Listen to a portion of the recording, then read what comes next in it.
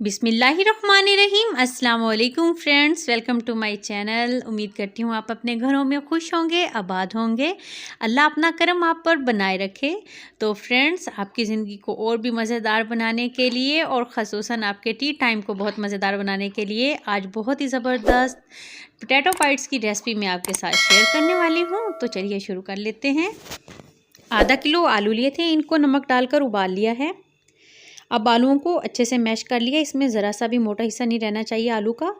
तो अब इसमें 1 चम्मच नमक, आधा चम्मच काली मिर्च पाउडर और आधा चम्मच कुटी लाल मिर्च डाली है। 2 चम्मच ब्रेड क्रम्स के शामिल कर दिए हैं।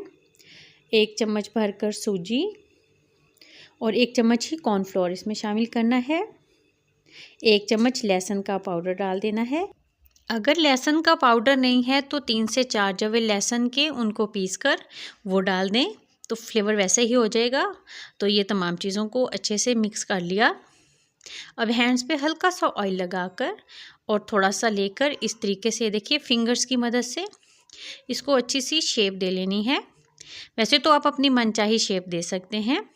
तो ये देखिए, ये थोड़ी मुनफरिद और ज़बरदस्त लगेगी, देखने में भी अच्छी लगेगी और खाने में भी। तो ये देखिए ज़बरदस्त सी शेप दे ली है। इसी तरीके से तमाम पोटैटो बाइट्स को शेप दे लेनी है। ये एक दफ़ा फिर दिखा रही हूँ ताकि आपको अच्छे से समझ आ जाए। तो ये देखिए, ये शेप दे ली है, तमाम की शेप हो गई। तो अगला स्टेप है कि एक बाउल में 2 चम्मच कॉर्नफ्लोर के लिए हैं और 3 चम्मच मैदा के लिए हैं। अब इनको पानी थोड़ा थोड़ा डालकर इस तरीके से इसका एक घोल तैयार कर लेना है। गाढ़ा सा घोल तैयार करना है। ये देखिए बिल्कुल इस तरीके से होना चाहिए ये। तो ये घोल तैयार हो गया। अब कॉर्नफ्लेक्स लिए हैं और हाथ की मदद से इन कॉर्नफ्लेक्स को इस तरीके से छोटे छोटे पीसीज में कर लेना है, बिल्कुल इस तरीके से। तो ये भी तैयार हो गए। तो सबसे पहले जो पोटैटो बाइट की शेप दी थी उसको उस घोल में डिप कर लेना है और उसके बाद जो कॉर्नफ्लेक्स को छोटे पीसीज में किया था उसमें इस तरीके से रख दिया। अब लगाना है डिब्बे पे ढक्कन और इस तरीके से हल्के हाथ से, ज़ोर से नहीं, हल्के हाथ से इस तरीके से करते जाना है।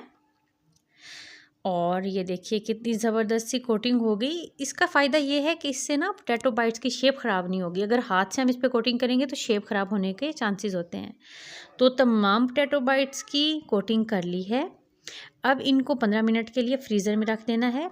तो 15 मिनट फ्रीज़र में रखने के बाद ये देखिए ये इस तरीके से होंगे और अब इनको फ्राई कर लेना है। मीडियम टू हाई फ्लेम पर ऑयल गर्म हो गया। अब इसमें इस तरीके से एक एक करके तमाम पोटैटो बाइट्स रख देने हैं और मीडियम टू हाई फ्लेम पर ही इनको फ्राई करना है। तो चम्मच की मदद से साइडें चेंज करके हर साइड से बहुत प्यारा सा गोल्डन कलर कर लेना है। तो ये देखिए ये गोल्डन कलर हो गया। अब इन्हें ऑयल से निकाल लेना है। तो बहुत ही आसानी से और मज़ेदार से पोटैटो बाइट्स तैयार हो गए। ये टी टाइम के लिए परफेक्ट स्नैक है। और इसी दौरान अगर आप मेरे चैनल पर नए हैं तो काइंडली चैनल को सब्सक्राइब कर लें, वीडियो को लाइक कर लें। मिलते हैं न्यू रेसिपी के साथ। अल्लाह हाफिज़।